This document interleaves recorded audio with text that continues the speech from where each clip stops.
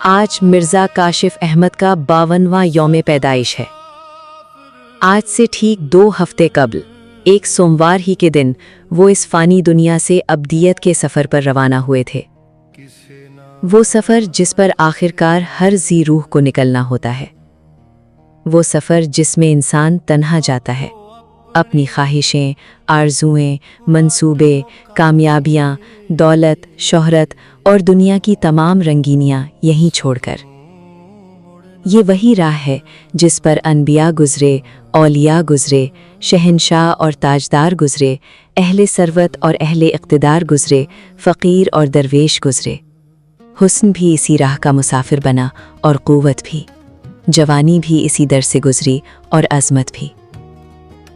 مگر حقیقت یہ ہے کہ جانے والے حقیقتاً ہم سے جدا نہیں ہوتے۔ غفلت میں ڈوبا ہوا انسان اسے زندگی کا اختتام سمجھتا ہے، حالانکہ یہ تو ایک شام ہے، ایک غروب آفتاب، اور ہر غروب کے بعد ایک نئی صبح جنم لیتی ہے۔ یہ دنیاوی زندگی کی شام ہے، مگر ابدیدی زندگی کی سحر کا آغاز، وہ زندگی جس کا وعدہ تمام جہانوں کے پروردگار نے کیا ہے۔ وہ دن جب سب اکٹھے ہوں گے، بچھڑے ہوئے پھر ملیں گے، حساب بھی ہوگا، انصاف بھی ہوگا، اور اہل ایمان کے لیے ایسی زندگی ہوگی جس پر کبھی خزا نہیں آئے گی۔ اس کا وعدہ سچا ہے، سب وعدوں سے زیادہ سچا، کیونکہ وہ خود سچا ہے۔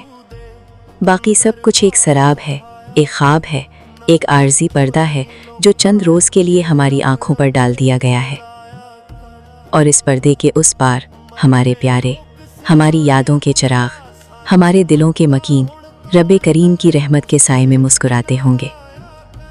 آخر بندے کو رب کی رحمت کی آغوش کے سوا اور کیا چاہیے؟ الوداع میرے ہنسمخ بہنوئی، آپ کی مسکراہٹ، آپ کی محبت اور آپ کی یادیں آج بھی ہمارے درمیان زندہ ہیں۔ اس پاکیزہ اور دائمی دنیا میں پھر ملاقات ہوگی انشاءاللہ۔ صاحبزادہ محمد زابر سعید بدر، یکم جون 2026 سوموار، مرزا کاشف احمد کے یوم پیدائش پر۔